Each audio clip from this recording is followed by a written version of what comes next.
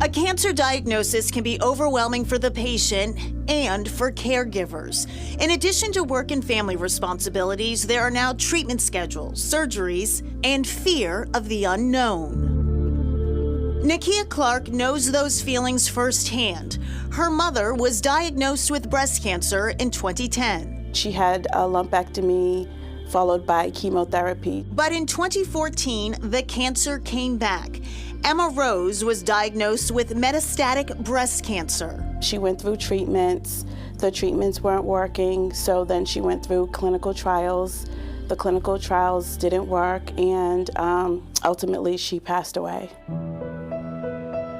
Because of her mother's history, Nakia was proactive about checking for breast cancer herself. I found a lump and went to my doctor. I had a mammogram about 6 months prior that was fine.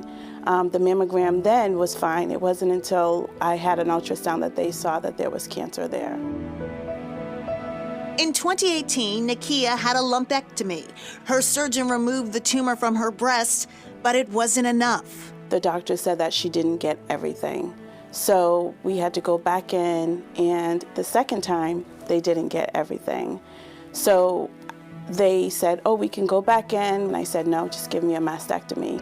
Because I saw what my mother at the time was going through, and I just didn't want to have to go through that or put my family through that.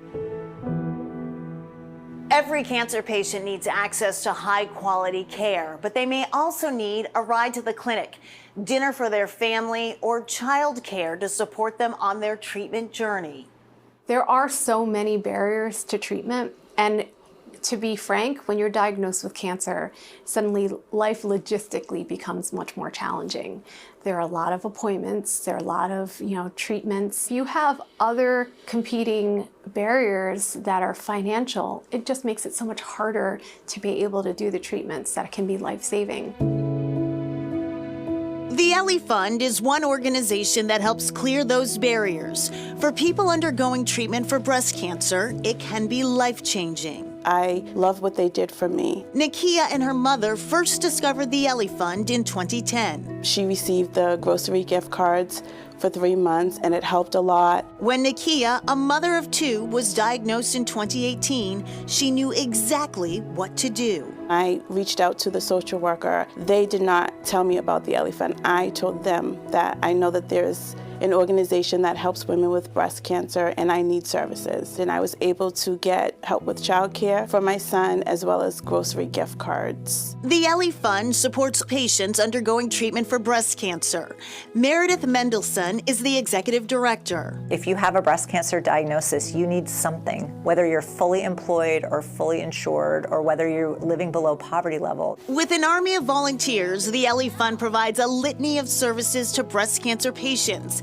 Mendelson says one of the most requested services is help with meals. We just don't feed the patient, we feed everyone who's in the household. Because even though we serve men and women, the majority of our patients are women, and women tend to worry about who's in their household before they take care of themselves. And so we want the patient to know, we want to take it off the table for them. Your kids will have lunches, your family will have meals. Like, your job is to focus on your recovery and stay as healthy as you possibly can. Eleanor Tyler is recovering from a double mastectomy and receives meal deliveries. I'm forever grateful.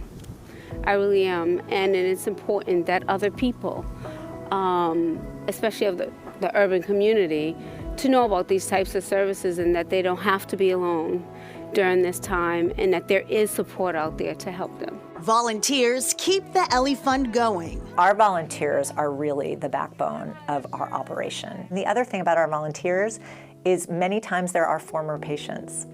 And they always say, thank you so much. When I get better, I'm going to give back. That's exactly what Nakia Clark did. Today, she is the Ellie Fund's Director of Patient Services and Outreach, supporting patients like her mother and herself. I am responsible for reaching out to the community with organizations, with hospitals, with healthcare centers. If I see someone, I talk about the Ellie Fund. Her work is especially important as she reaches out to community health centers and smaller health clinics. Of the almost 7,000 new breast cancer diagnoses that happen in the Commonwealth every year, even though we were really proud that we were serving, let's say, 900 of them, the real question became, well, what about the other 6,100? Where are they? Why don't they know about us? A lot of people put off going to the doctor. A lot of people in the BIPOC community are afraid of doctors and don't trust doctors. So for me, it's important because they can see someone who's been through it, who's fighting it, who's cancer-free, and had wonderful services, and they'll be more willing to go out and get their examinations. So you might be wondering, who was Ellie? Well, Jeff and Elliot Popkin founded the Ellie Fund in honor of their mother, Ellie, who passed away in 1987 at the age of 49. Yes, she battled cancer for 15 years, and the Ellie Fund considered a continuation of the charitable spirit that she embodied during her life. And I mean, just a great organization, which we'll say over and over again, but it's true. They do great work.